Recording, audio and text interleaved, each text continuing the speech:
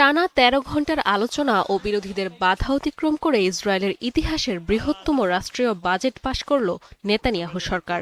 $২৭১ billion বাজেটের বড় অংশ বরাদ্দ দেয়া হয়েছে ইরান লেবানন যুদ্ধ চালিয়ে নিতে, যার পরিমাণ $৪৬ বিলিয়ন। সোমবার দেশটির পার্লামেন্টে ৬২/৫৫ ভোটে পাশ হয় এই বাজেট। প্রতিরক্ষা খাতে রেকর্ড বরাদ্দ দেয়া বাজেটটি ২০২৩ সালে গাজা যুদ্ধ শুরুর আগের বাজেটের তুলনায় প্রায় ১২০% বেশি। পাশাপাশি সামরিক প্রয়োজন মেটাতে সংরক্ষিত আছে অতিরিক্ত $২ বিলিয়ন। সব মিলিয়ে সম্পূরক প্রতিরক্ষা ব্যয় ধরা হয়েছে $১১.৫ বিলিয়ন, যা জিডিপির প্রায় ২%। এই অর্থ খরচ হবে সামরিক সরঞ্জাম পুনঃসংগ্রহ ও রিজার্ভ সেনাদের ভাতা পরিশোধে। এর আগে গত সপ্তাহে এক ভিডিও বার্তায় নেতানিয়াহু জানান, ইরানের সাথে ব্যয়বহুল যুদ্ধ চালাতে বিশেষ বাজেট প্রয়োজন। বাড়তি ব্যয়ের অর্থ জোগাতে বড় ঘাটতির উপর নির্ভর করতে হচ্ছে সরকারকে।